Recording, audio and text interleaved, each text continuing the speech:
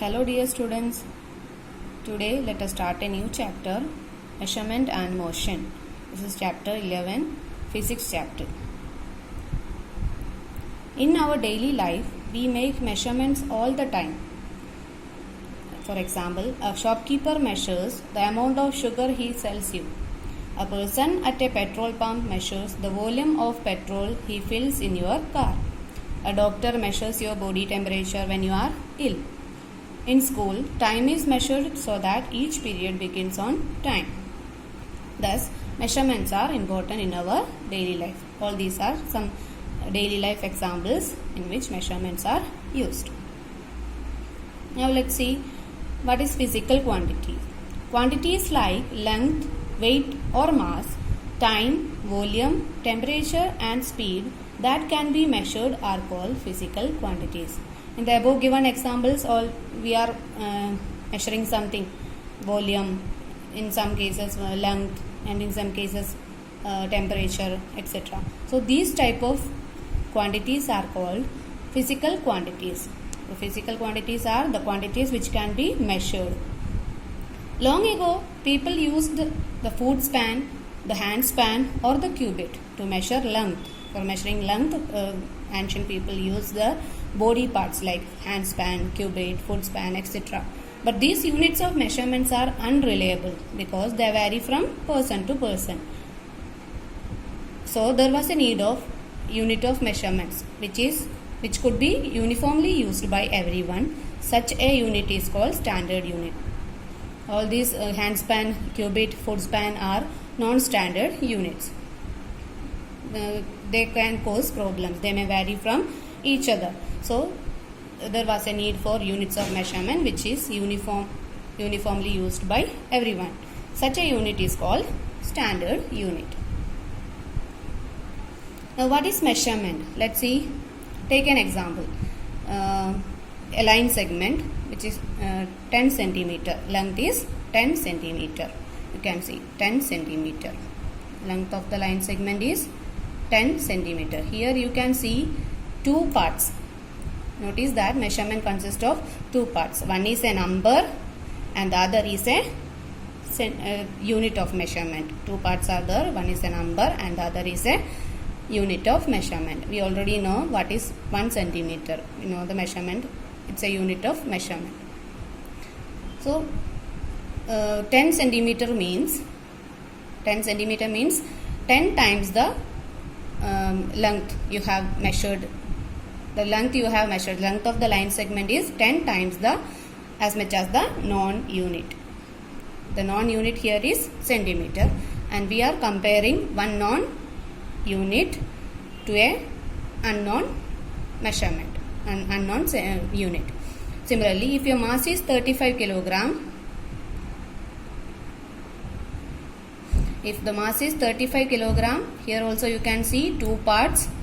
Here also you can see two parts. This means 35 kilogram means 35 times as much as of the non-unit. Here non-unit is the kilogram. 35 times as much as the non-unit. So we can say that measurement is the comparison of an unknown quantity with some fixed quantity of the same kind. So definition of measurement is, it is the comparison of the unknown quantity with some fixed quantity of the same kind. Now let's see what are standard units. I already told you there was need of standard units because non-standard units vary from person to person. So till a few years ago, different countries had their own units of measurement. Different countries used their own units of measurement. This was very confusing. In the year 1960, the General Conference of Weights and Measures recommended that a common system should be used all over the world. There should be a common system for measurement. This system was called the SI system. In this system, the standard units of length, mass and time are meter, the standard unit of length, written as small letter m. Kilogram, the standard unit of mass, written as kg. Second, the standard unit of time, written as S. All these are standard units of measurement. The SI system is used uniformly all over the world for all scientific work. This is uniformly used by all over the world. So this will be SI system is same for everyone. Some commonly used units of measurement are given in the table. For length, 10 millimeters is equal to 1 centimeter. 100 centimeters is equal to 1 meter. 1000 meters is equal to 1 kilometer. And for mass, 1000 milligrams is equal to 1 gram. 1000 grams is equal to 1 kilogram. 100 kilograms is equal to 1 quintal. 10 quintals is equal to 1 metric ton. There are large measurements and small measurements are given there. Time, 60 seconds is equal to 1 minute. 60 minutes is equal to 1 hour. 24 hours is equal to 1 day. 365 days is equal to 1 year. 10 years is equal to 1 decade. 10 decades is equal to 1 century or is equal to 100 years. 10 centuries is equal to 1 millennium or 1000 years. These are some common units for measurement. Then sometimes multiples and submultiples of units are also used. Measuring the length of a room or the length of a table in meter is convenient. If you want to measure length of a room, length of a table, etc., we can use meter. It is convenient. For measuring large distances like distance between Mumbai and Kolkata, between Delhi and Mumbai, we can use kilometers because they are large distances. To measure the thickness of a coin, we must use smaller units like centimeters, millimeters or decimeters because they are very small measurement. Making calculations with very large or very small numbers becomes very difficult and therefore so impractical. So for convenience, multiples of standard units, sometimes we may use multiples of standard units to make large measurements, just like kilo. It's a multiple of some measurement. And mega, kilo means 1000, mega means 10 lakh. Then fraction, sometimes fractions or submultiples of standard units are used to make small measurements. Whether we have to make small measurements, we can use fractions or submultiples like centi, 1 by 100, deci, 1 by 10, milli is equal to 1 by 1000. These are small measurements. Need for accurate measurements. Some situation, accurate measurement is very important. Different instruments are used to measure different quantities. We can make accurate measurements by correctly using standard and appropriate units of measurement. For making accurate measurement, we must use standard unit and appropriate instrument also. A meter scale is used to measure length of piece of a cloth. A weighing machine is used to measure the weight of vegetables, and a clock is used to measure time. So appropriate instruments also important. Then to measure length, if you are using a ruler to measure length, we must follow the rules. There are 3 rules here. Keep the ruler exactly along the length to be measured. Keep the ruler exactly along the length to be measured. Just like in the picture, the object should be kept along the ruler should be kept along the length. Avoid using worn-out portions. If the ruler end of the ruler is broken, avoid using that part. Next, correct measurement. Next part we can use. Keep the eye vertically above the point where the measurement is to be taken. Keep, just like in the picture, keep the eye vertically above the point to take the measurement. And all these are the rules which should be kept in mind while taking a measurement of length by using a ruler. Now measuring, in some cases we cannot use ruler. Just like for example curved line. If you want to measure a length of a curved line, we cannot use a ruler. Here we can use some different technique. There are 2 methods given here. By using a thread or a divider. Let's see what by using a thread how can we measure the length of a curved line. You can see in the picture.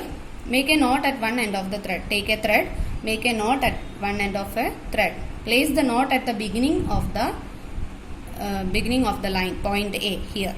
place the knot at the beginning of the line, point A, and press it with your forefinger. Place a small portion of the thread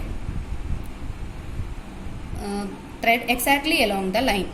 Place a small portion of the thread exactly along the line up to B. Press the other end of this portion with your other hand at the point B. The thread between your fingers now has the same length as the portion A to B. The thread has length of length of the curved line from A to B. Then the thread between your fingers, now place the first finger at point B. Again place a small portion of the thread along the next portion of the line.